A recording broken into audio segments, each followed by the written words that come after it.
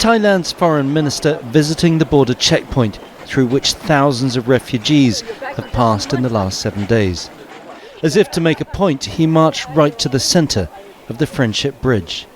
The message: despite the chaos in Myanmar, Thailand is in firm control.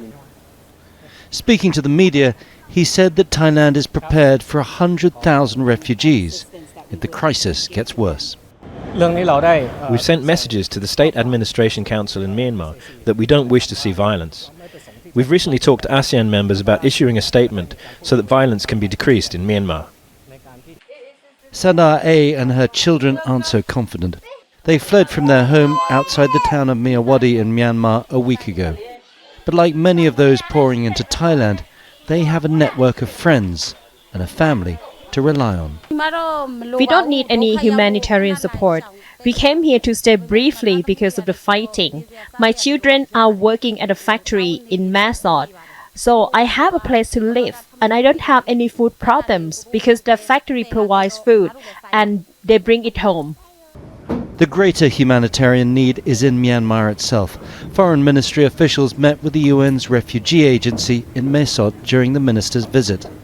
Now that control of the border crossing has changed hands, they'll be hoping aid can flow more freely. This is the exact point at which Thailand crosses into Myanmar, in the middle of the Moi River. And now that there is a different military force in control of the border over here, many people would like to see aid flowing into Myanmar to the people who desperately need it. People such as these at a camp for those displaced by fighting in Kaya State, north of Myawaddy. The UN estimates more than 10 million people inside Myanmar aren't getting enough to eat. Fuel is also in desperately short supply, although people are finding ingenious ways to get by. With the rainy season approaching, the shortages will only get worse, as even the heaviest beasts of burden struggle to get through the monsoon mud. Tony Cheng, Al Jazeera, on the Thai-Myanmar border.